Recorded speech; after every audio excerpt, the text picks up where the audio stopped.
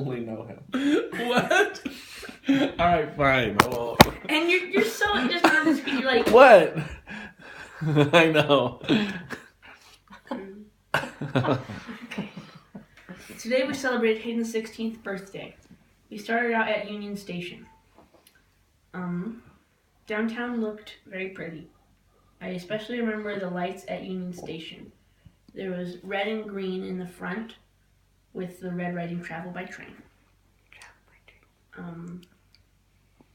There were also the dripping icicle lights dangling around the perimeter. Inside the station we found a rare open seat right near the shuffleboard and Christmas tree. For about an hour and a half we joked and chatted. A couple of notable things were a creepy fireplace and Uncle Chris cracking up as we left. This fireplace was a giant head right out of a castle with its mouth open. The opening was where the fire would be. Uncle Chris liked it, I think. I couldn't really tell if he was joking or not. Dad and I both did not like it, though. Dad took a picture of a family, and Uncle Chris took a picture of Dad taking a picture. And Dad was on one knee, half off of the little stage. When we took a picture of our family, Uncle Chris hid behind Nan's head, and the lady told him he wasn't in the picture, but he didn't care. Hayden and Papa broke the antler off of a ranger structure by the tree. I wanted to put it on Papa's head, but Hayden didn't allow it. We had a tough time putting the antler back on, and when we were walking out, Uncle Chris said, "That's what family is for, right? To give each other grief." Mom said, "Yeah, and to repair damage." Uncle Chris cracked up, but I didn't understand what was so funny about it. Our waitress at Venice was not very good. How many more pages? 5. 4.5. When she came out with... hold on. Where am I? Okay. Over and over she gave people the wrong thing. It didn't seem like she knew what she was doing. When she came out with drinks, she gave the wrong one to Aunt Michelle twice. Another time she came out and gave Aunt Michelle Dad's drink and Dad Aunt Michelle's drink. Dad caught it and told her that he thought the drinks were switched. She insisted that Dad had the dirty martini and Aunt Michelle had the lemon drop. I know. And this is like a quick rewrite because I just thought of it while I was writing this. Aunt Michelle's previous drink tasted like cough syrup, according to Uncle Chris. Okay. Anyway, the waitress eventually realized, after Dad's persistence, that Aunt Michelle did have Dad's dirty martini and vice versa. It turns out Aunt Michelle did not even get the lemon drop like she wanted. It was something else. Nan ended up taking that drink and Aunt Michelle took Nan's. Meanwhile, we were waiting for our food and Hayden opened his gifts. Uncle Chris gave him a gag gift of a Star Wars action figure. It was some kind of speeder you could put on your hand. Uncle Chris said it was a rare collector's item, and Hayden, being polite, believed him for a second. Hayden's real gift came a few minutes later. It was a really nice pair of hiking boots, size 10. We had some fun with that finger figure. Uncle Chris was flying it around, and someone from the table next to us started watching him. He was a little drunk, I could tell. Oh boy. The guy Was he? Yeah. Yeah. I think he was a little too, yeah. Oh, yeah, he said it. Yeah, he did. The guy was wearing right. a CU shirt. They won that night against Utah. The man said to Uncle Chris, "Please continue. This isn't something you see every day." He was a pretty funny character. Uncle Chris kept flying it around while everyone at the table was laughing. Uncle Chris told the guy to fly it. He landed it on my head, which was awkward to say the least. He asked what we were celebrating, and we said Hayden's 16th birthday. The guy said, "Happy 16th. Oh God, I forgot If about I all ever this. see you near my granddaughter, I have a shotgun." He said something about shooting and cutting Hayden's parts off. Oh, God. Hayden, you handled that well. You're like, does she go to Arapahoe High School? And he's like, "No, you don't have to worry." When the guy left, Hayden said, now is when I call the cops." Uncle Chris laughed. Hayden said, "Just think about how many laws he just broke. Stealing, threatening, and many others." Dad made his usual tearjerker toast.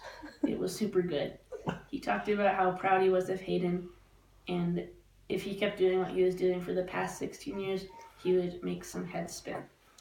Uncle Chris's message was to follow your heart and instincts. He said to live life, that in the end, life is about experiences and relationships. Nan's message was also to follow your heart. She told the story about how she became to be an interior designer. She stumbled upon a furniture stop and a light bulb went off. Papa's message was to think big. He read a book about how everyone tries to think small and how if you think big, there is less competition. Sometimes it is easier to think big. Mm-hmm. I think that I liked that message. Mm-hmm. Mom's message was about how Hayden and I had always been such joys in her life and how proud she was of us.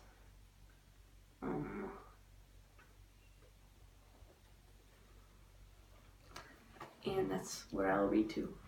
No, keep What reading. else? I'm loving it. Oh my God, please keep reading. Yeah. Okay. Yeah. So happy you wrote it. It'll be cool to look back on this It will like be. 20 years later, Yeah. 30 years later. Yeah. Because I won't remember everything that was said, and I'm no, so none glad of you us wrote will. all But when this. you read it, you remember it. Oh, That's what's yeah. weird. Oh. Yeah. Okay.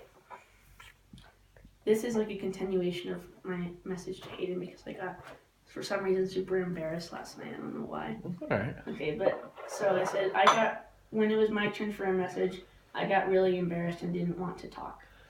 I don't know why I was like that. It was only family around. When I look back on it, I regret I didn't say more. So I will tomorrow at his actual birthday. Oh. Remember the maitre d' was like walking right behind you, and they stopped and started looking over your shoulder. Yeah. Okay. What I said was something about how I was glad we had such a special connection, and I was happy that we trusted each other and could always count on each other. I talked about how cool it was that we had such a great relationship and that we shouldn't take it for granted. And so the other message I was going to say was like to keep the friends you know close and stick with good people, because I was also kind of using Grayson as an example when I I didn't really want to stick around Grayson and his group of people because I didn't really like them and I wanted to hang around some people that were a lot different, and so it was hard to switch and find a whole new group of friends, but in the end it made me a lot happier, and like I feel like my friends now are a lot better, and it makes your life a lot better if you're around the right people. Agreed. Good I advice. can see that coming to light for you. Okay.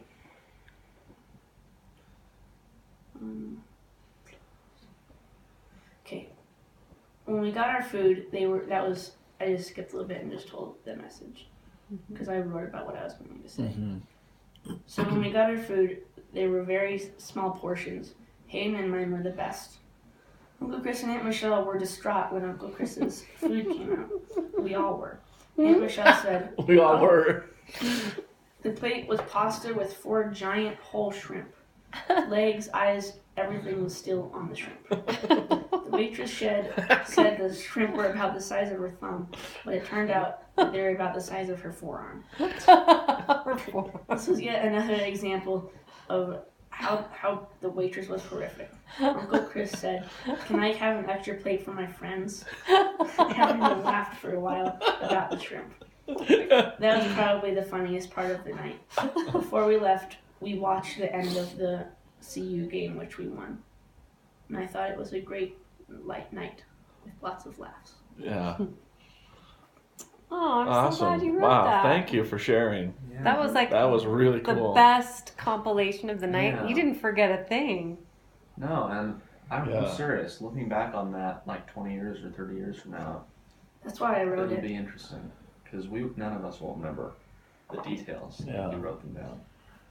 That's why I wrote it, because I was thinking about, like, I remember Dad and I were in the car once, and there was, like, a 4th grade thing for the Plains Conservation Center, and we kind of, like, agreed that we should write down our experiences more, because it's really nice to even look back at, like, that 4th grade Plains Conservation Center. Yeah.